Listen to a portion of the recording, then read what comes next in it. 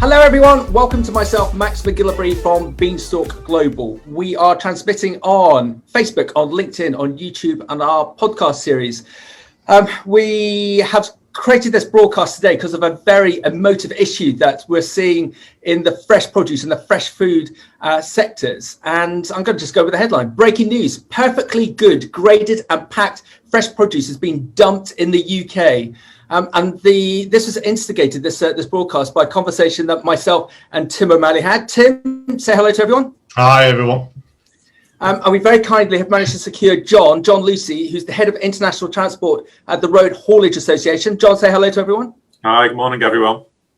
So what are we seeing? I've got this frustration for all of you in the sector that this has not been publicised, been promoted more, because as Tim has intimated, it is a national crisis. Tim is very voracious at writing some astounding articles within the fresh produce sector that are picked up on a UK and international basis. And Tim, you've written 2 or 3 over the last 18 months. I wouldn't say that your output is huge, but when you do put pen to paper, it is everyone listens. So I'm just going to read the top paragraph of the article that Tim went live with yesterday. Perfectly good, graded and packed fresh produce has been dumped. A shocking headline, but true. The acute shortage of HGG drivers is now the direct cause of perfectly good, graded and packed fresh produce being dumped or rotting in cold stores, waiting for wheels to go under it. Supermarket shelves and restaurant plates are going empty. This is a crisis of national importance. In all of my years in fresh produce, I've never seen anything like this. So the purpose of this broadcast is to highlight to everyone in the trade, but also those externally on a government basis and also within the media, this crisis that we've got, that we potentially, worst case, we're not going to be able to put food on the plates of the consumer. Tim, over to you. Just reiterate what caused you to write this article? Where are you? Where are your frustrations currently? Because it's sort of something that we've known about for a while. It's been rumbling, not least because we've got a few lorries ourselves. And the driver shortage. We're the same as everybody else that we've been struggling to find drivers or keep hold of drivers. But it started to come through just in the last couple of weeks that we're actually starting to get hauliers saying, I can't take your produce. I haven't got the drivers to do it. Now, in all my years in fresh produce, I could argue going back to when I was a kid, but let's say since I started, best part of 40 years, we've dealt with everything in terms of crisis, because you do in fresh produce, you deal with floods and droughts and storms and bloody tsunamis and Brexit and everything else. But you just take it as a given that you can get produce from A to B within the UK. And usually you can get half a dozen companies vying for the business and bidding for the business if you want. And that's never, ever been a problem. It's such a fundamental. It's something, if you pack and if you harvest, grade, wash, pack, label, box the produce, you've still got to be able to get that final leg of the journey. It's essential. And to start hearing from your hauliers for the first time ever, we've never had this as a business. We've been going since 1975. I asked my dad, even in the dark days of the 70s, you could still get produce from A to B. We're starting to get hauliers saying, we can't do it, we haven't got enough drivers. And then it really started to come to a head last week. It started to build a head of steam. And then I'm hearing that it's not just us, it's intransigent supermarkets who've insisted on sticking to rigid delivery windows and turning lorries away when they're a few minutes late. Hauliers now actually absolutely kicking back and saying, if you carry on doing this, we're just going to stop delivering for you. Crisis talks taking place between hauliers and drivers, but lorry loads, and I mean lorry loads of fresh produce being dumped. Wow. I heard of one big packer that was late at a depot, had it rejected by the supermarket for being late. It wasn't his fault they were late. The drivers were in short supply and the produce got there late. Got it back to his store, waited for 4 days to try and get the haulier to take it back. By the time he took it back, the supermarket rejected it again, and that's now going to landfill. And that's a full load of washed, graded, packed produce. So that's not just one instance. There's numerous. I heard of a supermarket this weekend a supermarket who went short of 22 loads of fresh produce. 22 loads that were packed and graded and sat in boxes, labelled, ready to go on their shelves, that didn't go on their shelves. Now, people ask, will they go back? And this is the message that I'm trying to get through, is don't just shout at your haulier and threaten them with bills, because there's a lot of that going around. We've got to get the message out that you've got to work with them, because, and the customers have to be more flexible as well. Otherwise, we're not going to get this produce back. It's simple as that. It's not going to go into store or into restaurants. It's going to end up in landfill, and we're already seeing that. It's not just the retail side; it's the wholesale side is being affected as usual. They're getting kicked probably a bit harder than most, because they're seeing a smaller volume, less important. And then food service, the restaurant chains. Yeah, I mean, there was quite a bit of it this weekend. One big restaurant chain that we supply went drastically short fresh produce this weekend. Just on nearly all its depots, just didn't get fresh produce delivered by one of the biggest hauliers in the UK. Tim, it's a crisis, and it's getting bigger. It's a national crisis now. Tim, could you just do me a favour, for people that are watching this on an external basis that don't know the sector particularly well, can you just describe Nationwide Produce PLC so they have an understanding as to your expertise and the size of your business, please? Okay, we're about 140 million turnover. We've been around since 1975. What do? We do everything in fresh produce. When people ask me what do, we do everything in fresh produce. We grow it, so we're farmers, we grade it, we trade it, we import, we export, we pack it. Probably the biggest single thing we do of all them is we import. We're very much in line with the UK in terms of what we import. So the UK as a nation imports about 2/3 of its fresh produce, and we import about 2/3 of our fresh produce. We have two businesses in Holland, one in Spain, one in Northern Ireland, and one in Ireland, in the Irish Republic. And we have a European network of customers and a global network of suppliers. We supply every sector of the market. We supply food service, wholesale, retail, non-retail, import, export. So we're a pretty broad brush in terms of products. We do just about every product.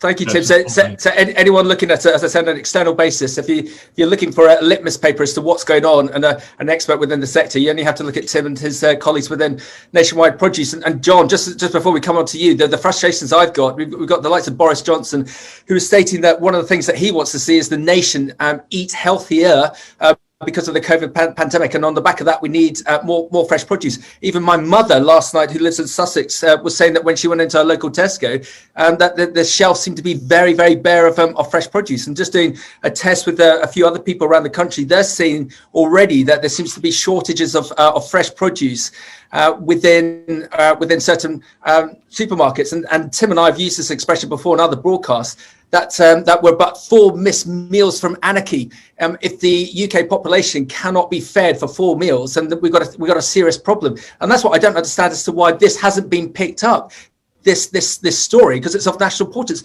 John, just tell us a little bit about the Road Haulage Association first, please, so that we know what your colleagues, what the great work you do for the haulage industry is, please. Okay, well, the Road Haulage Association does what it says on the tin, really. We represent the haulage industry. We have some 8,000 members now, so I think it's something like 3/4 of the HGVs operated in the UK are under our membership. So we're representing the industry at every level within the government. So we deal with DFT, HMRC over the customs and Brexit side of things, etc., etc. In terms of the representation from the driver shortage, this has been a long-running story from our side. We've been predicting this for a long time, and personally, I've been in the industry for a very long time, and this has been rumbling along. It's not just a sudden turn of events that's led to this driver shortage. This has been coming for many years, really. In some ways, it could be argued that the industry's brought it on itself, but I think in many ways, it was when the big retailers, as Tim mentioned there, once particularly the UK supply chains was reorganised by the major supermarkets, and they changed how produce and fresh produce was delivered and handled through the supply chains, and they come up with these sort of draconian 15-minute windows for produce that's come 3,000 miles across Europe and all that sort of thing. And that sort of set the tone for the exodus of drivers, really, because the job became extremely difficult. And that changed probably about 20 years ago, and that's been going on ever since. And so you got a 15-minute delivery window or 30-minute delivery window, and yet they were quite happy to leave the driver sat on site for 4, 5, 6 hours or something like that, which nobody tends to see. So I think it depends where you are in the supply chain. You're seeing one aspect of this and not the other, really. But currently, we're suffering from a triple whammy, really, in terms of driver shortages, because we've got the COVID issue. Obviously, it's a very aged industry. The average age of a driver is something like 53, 54. So the COVID sort of removes some drivers. Brexit, obviously, that was always going to be a factor, because a lot of the European drivers that we relied on for so long, allegedly 60,000 European drivers have returned back to their bases because of Brexit and because of COVID and because the currency, the value of the sterling against the euro isn't what it used to be. So obviously, the financial advantage of working in the UK just isn't there anymore. And of course, now we've just had the changes around the IR35, which is another aspect of pressure onto the driver population, really. Yeah, I got some comments overnight when we set up this broadcast that this is but a realignment, and it will sort itself out in the short term. Tim, what are your thoughts? I was just going to ask John, actually. I mean, one thing you mentioned there that this has been rumbling on for a long time. And as an organisation, you deal with the government at every level. I mean, one of the comments that I had back to us off the social media was, as you say, it's been rumbling on for a long time. Why haven't the RHA, the powerful organisation that you are with 8,000 members, over 100,000 commercial vehicles, and your skill at lobbying, why haven't they been able to sort this out with government before now, is a question that I've been asked. I think a valid question. I think it's because it's never been recognised as a governmental issue. It's been recognised as a sector issue. So we've always been trying to make sure that drivers are put on the shortage occupation list, and at the moment that's still under consideration. And in terms of the apprenticeships levies and so on and so on, so this has been something. I mean, for years now, this has been, an issue that we've been raising with government, that the shortage is coming, and I think really, like a lot of these things, it's only when really we're starting seeing the evidence as we are now, as Max has alluded to, where there's potentially shortages on the shelves, where it suddenly changes it from it's just a sectoral problem where there's not enough employees coming in to drive the truck, sort of thing. Now it's going to impact onto the man and woman in the streets, where they're not going to be able to get the food on the supermarket shelves. And we saw a little bit of evidence of this in the beginning of the year in Northern Ireland, remember, which was purely down to Brexit. It wasn't down to driver shortage, but it shows you what happens, how panic can set in quite quickly when certain products, and I think there's a bit of a sausage thing going on at the moment. There was a Peppa Pig thing in the beginning of the year, for certain products can't get through the required controls and get the right paperwork to actually go across. So it depends where you are. As I say, you're sitting in the market, and that's what we've been doing. So we've set out a 12-step plan to government to try and tackle the shortage urgently. Really, this has come to head, and of course, going back to answer your point, Tim, nobody foresaw COVID, and 3-4 years ago, I don't think the vast majority of people outside of our industry realised what an effect Brexit would have on the driver population. Because as soon, from personally in 2016, as soon as we realised what was going to happen, and we was going to be leaving the single market and the customs union, I haven't experienced the UK and Europe international transport prior to 1993. I knew this was going to be a looming issue, and it certainly has been. But of course, we've all seen the rhetoric coming out from certain parts of the media and government saying, it's just scaremongering and so on and so on. But I think we're now seeing a reality. So, gentlemen, what's going to be the solution in the short term? That if I'm be my normal over-dramatic self and stating that we are near anarchy because there's going to be, because the UK population is not going to get food.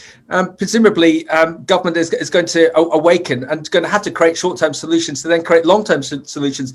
John, what do you think the short-term solutions are to try and get through this these next few weeks with these associated issues? Well, I think we need now Brexit is a reality. We need to access drivers from all parts of the world, rather like the NHS is doing, really. So, we're not just reliant on a dwindling European driver to make up the numbers. I mean, there's various numbers, 50,000, 60,000 drivers short, allegedly. I don't suppose we'll ever know the exact figure, but it's definitely somewhere in that region. It's definitely got worse than this for this year. So we need to be able to access drivers from other parts of the world. So in order to do that, we need some common sense view on the actual skills that can come in, because at the moment the requirements for, if he was going to say bring in some drivers from South America, for example, where there's quite a good population, and in Brazil and Argentina and so on and so on, where they can't access. If you had a pool of drivers over in some of these countries where they are willing to come and where it would make sense to them to come, and some of them are English speaking as well. They don't suit the immigration criteria because HGV driving is not on the skills shortage. Wow. Yes.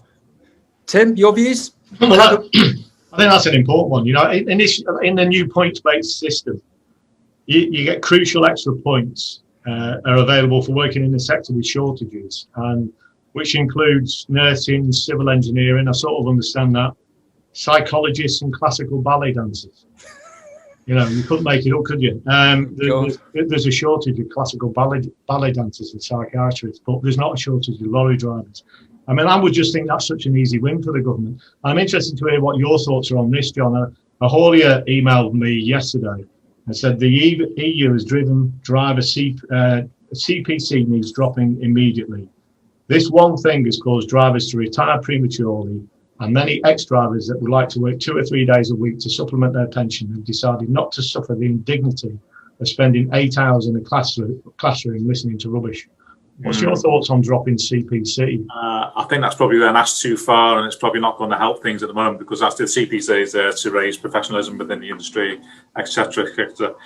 What we think is a real short-term possibility and a reality that could be done by the government is a seasonal visa scheme for qualified drivers, so that we can bring them in on a temporary period, probably much like yourself you do in the food sector. Seasonal agricultural workers. Seasonal agricultural workers, and extend that to include truck drivers. Yeah. So I mean, a lot of these the solutions are already there, but they just don't include truck drivers into the sector. So it's, potentially, and from a government point of view, you need to be able to sort of talk in a language they understand. So there's something.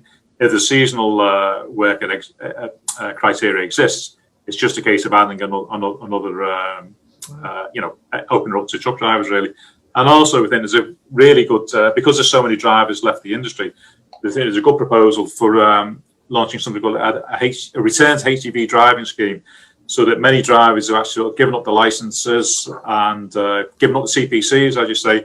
It'd be assisted them, and it wouldn't take a great deal of money or time to sort of assist them back in, and then they could work part-time in the industry. But I think the level of bureaucracy and the work itself is very, very difficult. And so, certainly guys in the mid-50s onwards don't want to be working 60, 70, 80 hours a week anymore, but they might well be, lured back into the industry for working, 1 or 2 days or a weekend or something like that. So I think, again, that's a realistic and it's a low barrier solution for this year, really, because the problem we're going to have now is, as we're probably going to the low point in demand into the summer, but come September, when things ramp up for the Christmas period, and we've got the added issues with the controls on the real Brexit is going to start from October into January, when we have physical controls on UK imports. At the moment, our borders are very porous, shall we say.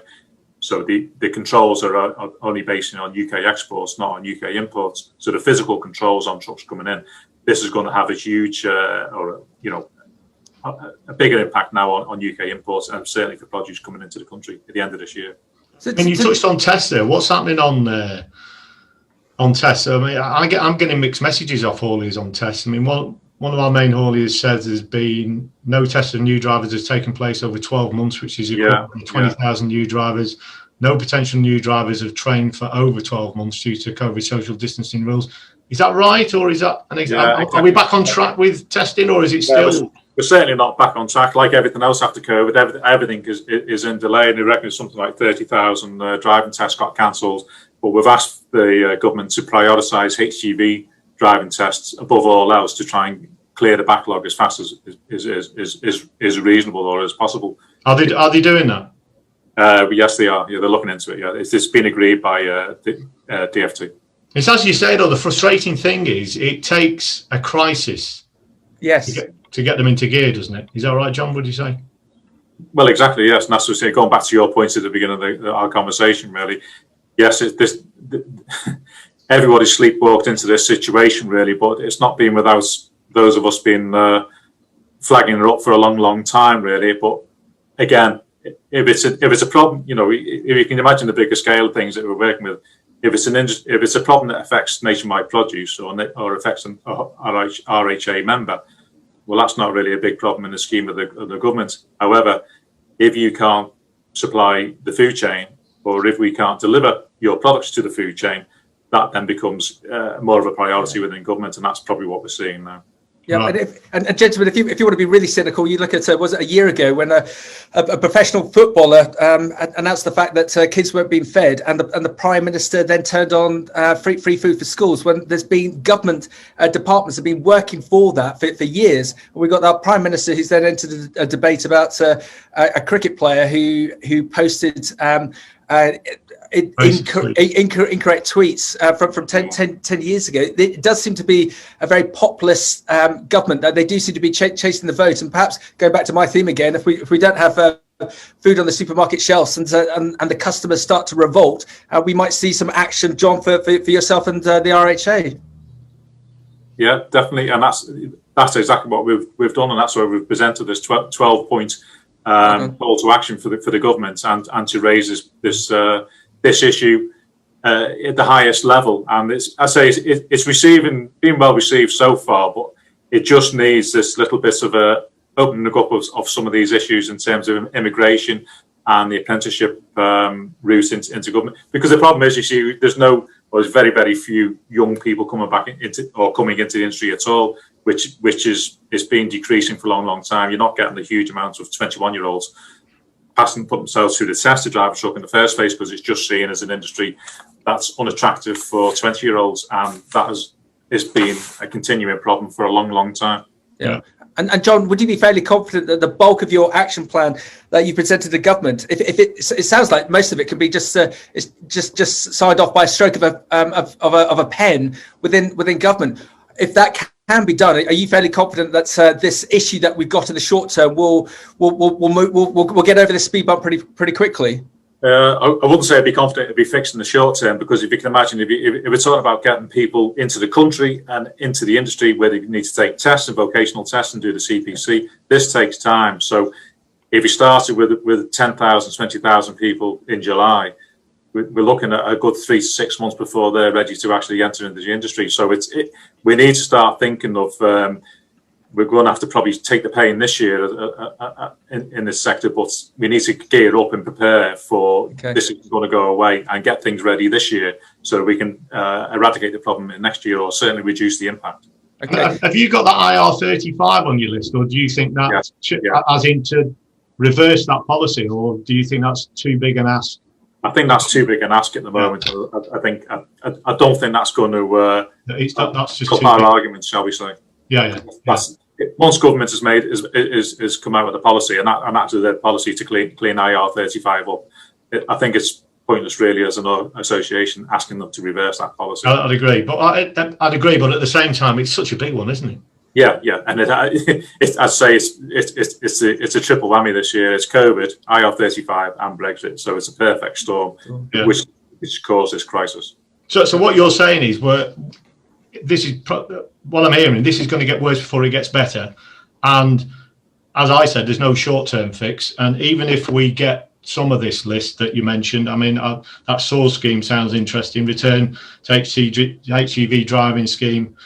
Prioritise HGV tests. You know, even if we get some of these from the government, we're talking at least 3 to 6 months down the line before we actually even start seeing them filter through.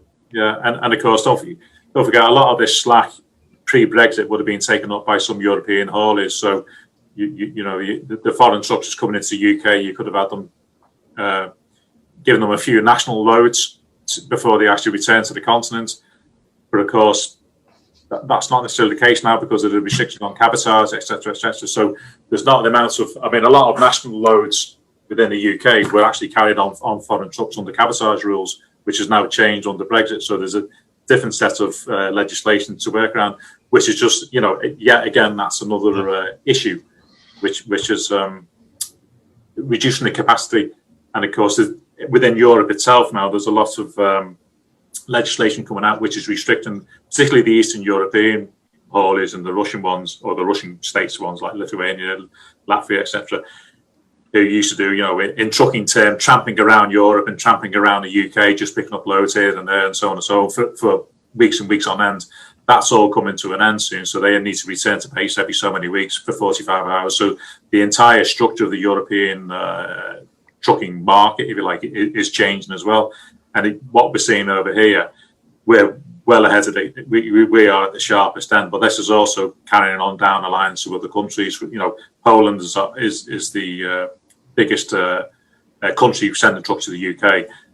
But there's a lot of consolidation within the Polish trucking market. And again, a lot of the old family businesses are taking to go out and so on and so on. So then you're getting the international supply chains controlled by these, I would call them mega carriers, really, companies with thousands of vehicles, who again, going back to what you said at the beginning of the presentation, they won't take this kind of treatment from the UK supermarkets because they will not leave a wagon for 8-9 hours on a supermarket bay, having driven 2,000 miles to get there on time without a cost to it. And so it's a sector that's being used and abused in some respects in many ways, and this is sort of fed down to the people who actually do the work at the front end and the drivers, and it's a very, very complex circle, and it's had many factors going on for a long time, and now it's the genie's out of the bottles kind of thing. Well, it's interesting what you said at the beginning, because what you're basically saying is that if you go back 20 years ago, when the retailers started to put these 15-minute time slots in, etc., it's just changed the industry radically and absolutely made a relatively easy job very difficult, very long-winded, potentially not so profitable, and we're starting to reap the rewards, are we? And it put the pressure onto the haulage sector from working a Monday to a Saturday sort of working week to working Monday nights through to Saturday nights and every night at the weekends, because that's when the DCs need stocking up ready for their own stores for the following week and so on and so on. So it just changed how haulage is taking place. And that's very unattractive for young people today to come into the industry. They don't want to be working every night at the weekend for the rest of their lives. It's just not realistic. And what's your views on inflation in the industry? Do you just see, have you done any numbers on this, any forecasts on where wages for drivers percentage-wise going to? We're hearing some big numbers being touted out by some of the big players in the industry, particularly in places like some of the East Coast ports, or like Felixstowe, where there's not a natural sort of conurbation to pull on a driver. So near enough a vast majority of the drivers working at the Felixstowe ports will be from other areas out of there. So in those areas, they're talking about, I don't want to mention numbers now, sort of thing, but extraordinary figures for salaries for drivers. And they're still even offering the highest rates that I've ever heard of in 35 years. They still don't think they're going to be able to fill all the vacancies by the end of this year. So, and that's on sort of normal work, not running produce around in the middle of the night or on the middle of the night on the weekend even. Well, I've heard the rates for the aggregate industry is in turmoil, isn't it? But all these costs are going to be coming down the line because it's an industry that's survived on 3 to 5% margins for a long time, and those margins have disappeared. And I think as a sector, it's people have just, if it's not there anymore, it's not there, and that's why you've got a lot of the smaller businesses just got out, which is what you're probably seeing in the retail and in every sector, really. Yeah. Tim, can I lean on you just so again people externally, just so they can get a size of your business on a conventional day, conventional week? I know there won't be such a thing, but how many lorry movements would you have out of your various sites in the UK and also in Europe? Just rough figures, please, Tim. 80, about 80 a day, 80 to 100 a day across Europe and across all sites. Okay, so you're responsible for 80 vehicle movements on a UK European basis. With what you've picked up and what you just heard from John, that this is going to be an issue for the next 6 to 9 months. How are you as a business going to adapt and shape yourself to try and work your way through it? And obviously the reason for asking the question is that you're a real bellwether within the sector, and everyone looks up to you in some respects to learn from you. So what can we learn from you? How are you and your colleagues at Nationwide Produce, how are you going to try and work this next 6-9 months as we work through this crisis, please? Candy to say everybody looks up to me. That's the first I've heard. But anyway, thank you, Max. Well, firstly, we've got our own fleet. How are we coping personally? We've got our own fleet in Evesham, and I'm quite pleased that over the last year or so we built that fleet up, which is going to be very useful. But we're having to look after lorry drivers. We're having to pay them more, as John just referred to. We've got hauliers that we've dealt with for years. Because of our volume, we're fairly big customers. We paid our bills. But something I alluded to in my article yesterday, I've found it quite shocking recently, the amount of fresh produce SMEs that are calling us asking for help because they're literally being abandoned by the haulage companies. I had one yesterday who's an importer that's been around for 20 years, and he specialises in exotics to the food service industries, sugar snaps, munch too, fine beans, baby corn. I mean, it's by the pallet, but it might be a couple of pallet drops to food service companies around the UK. He doesn't do full loads, but he's been around for years. He offers a valuable service. He does a good job. And he said to me, he's haulier of not years, but decades. He's haulier of decades. Called him the other night and said, we're stopping from this weekend. We can't do small drops like yours. I'm not talking half pallets. I'm talking pallet loads, but we can't do it anymore. He's rang around everybody in the industry. And he can't get anybody to transport his goods, and he's seriously talking about shutting down. He's on to us, talking to us about possibly coming on board with us so we can help him. But the sectors like that. So in terms of where we are, we've got our own fleet, which is going to help. We move reasonable volume. We're putting pressure on our hauliers, but what we are doing is not shouting at our hauliers, not screaming and shouting at them, not threatening with bills. That's not going to get any of us anywhere. Just trying to work with them and trying to get customers to be more flexible in terms of timing. Do not turn me away if I'm 15 minutes late, as I heard a supermarket did recently. Work with us on direct deliveries, maybe from abroad. Fortunately, we're in the UK season. We're not doing so much from abroad, but if we are, try and work in direct deliveries from abroad, which may mean being more flexible with your timing, more flexible with your date codes. And let's, as an industry, you know what? Some good could come out of this. Stop carting around fresh air. There's so many customers where they want delivery 6-7 days a week, and they want 36 boxes of that and 42 boxes of that, when there might be, a full pallet is 100 to 120. And they want 18 of that. If they can do some consolidation, if customers can do some consolidation at their end and do, rather than 6-7 deliveries a week, 3 deliveries a week, full pallets, full loads, stop carting around fresh air, maybe actually something good will come of this. Yeah. Okay, and also just on that side, that's one thing I picked up overnight, being sent a letter, an email from a haulier, was to try and avoid the peaks at weekends, to try and flatten out those peaks. So would that help as well? It would help, yeah. I mean, definitely in our industry. I mean, we do a lot to the hospitality sector, and the weekends and recently the last 2 weekends have been off the chart. But yeah, if there's anything they can do to flatten that out. I mean, I had the chief exec of one of the big the biggest food service company in the UK onto me this morning, agreeing with everything I'd written, which I was pleased to hear, and saying that we do need to sort this out as customers, and we do need to flatten out these peaks and troughs, and we need to work with hauliers to work through this crisis, because one thing that everybody's saying is this is going to get worse before it gets better. Yeah, okay. And one thing John has alluded to there is there's no short-term fix, but we can see this being around for at least 3 to 6 months. Yeah. John, how can we, within the fresh produce, the fresh food sectors, Tim asks our network, how can we help you and your colleagues at the Road Haulage Association to create this success? I think the easiest fix there is one that we've seen before within the container industry. The buyers, the users of transport, could probably take a good hard look at their own operations and say, do we really need every vehicle from every customer and every part of Europe on our doorstep at 8 o'clock every morning? Because this is what happens now. So you've got this huge demand for trucks all over Europe, all over the country, trying to deliver to everyone at 8 o'clock in the morning. And the utilisation is very, very poor. So that leaves these empty miles, because everybody is in the industry is breaking the neck trying to maintain these strict time windows.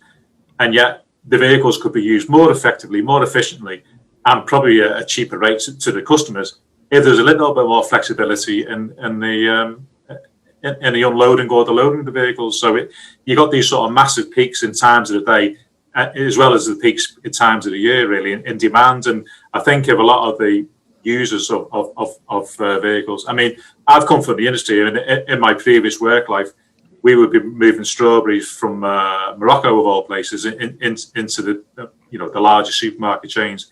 And these vehicles would move non-stop, literally non-stop, because we'd have teams of double drivers changing with teams of double drivers, changing teams of double drivers, and you would hit a bad weather. You would have some sort of issue. You'd arrive at the supermarket this side, and you would be 25 minutes late, and they would refuse this load of strawberries and bring it back next week, by which time the strawberries are finished. And that is the insanity of what we're working with. It's crazy, really. Gentlemen, thank you. Just conscious of the time.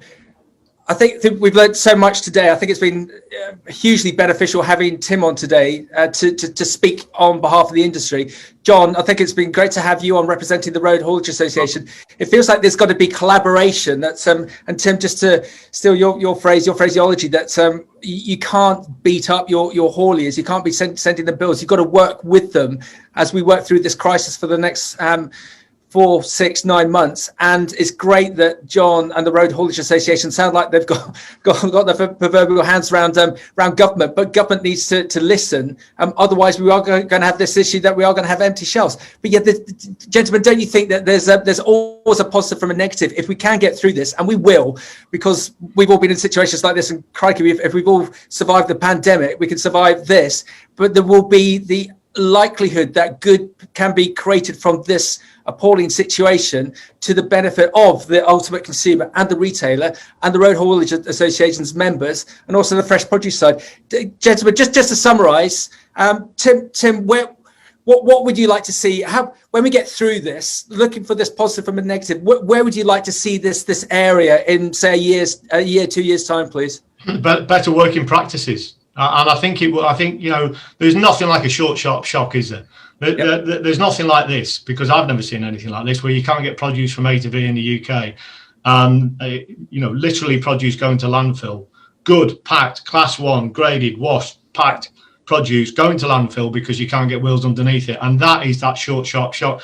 And if we're going to start to see shelves emptying, plates going empty in restaurants, then that starts to drive the message home, and we have to do something about it collaboratively as an industry. And we've got to stop trucking around fresh air.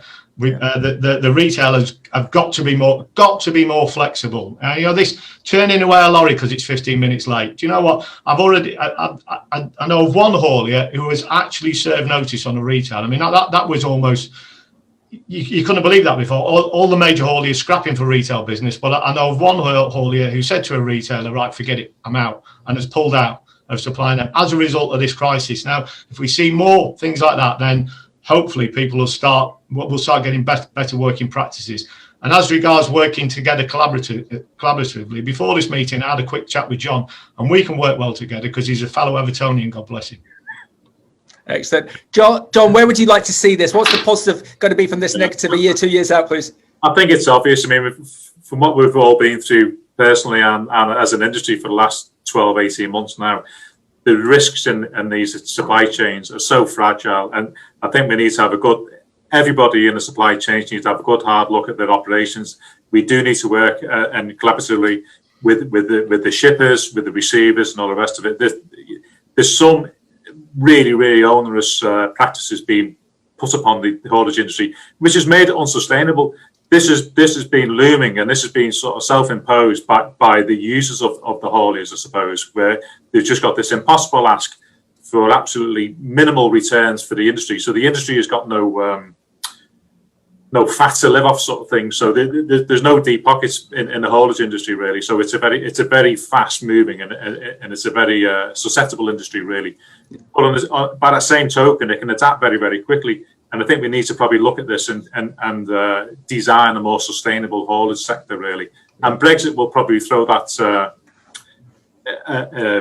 for the UK haulier in the ring, really. But it could well be the renaissance of the UK haulier, because as the European hauliers are not coming to the UK the same, and undercutting the UK hauliers, this is probably the time to sort of reorganise and re-engineer the sector, but work collaboratively with the shippers and with the receivers. There you go, everyone. Work collaboratively. Short, sharp shock. There will be positivity. We've got to work through this. We've got to support Tim. Got to support the fresh produce, fresh food sector. We've got to support John and his colleagues at the Road Haulage Association. Government, listen, engage with John. Engage with John and the Road Haulage Association. Gentlemen, thank you very much. And just before we wrap up, could you both confirm that Liverpool is the best football team in the UK? I'm turning off now. I'm going. I've had enough of you, Matt.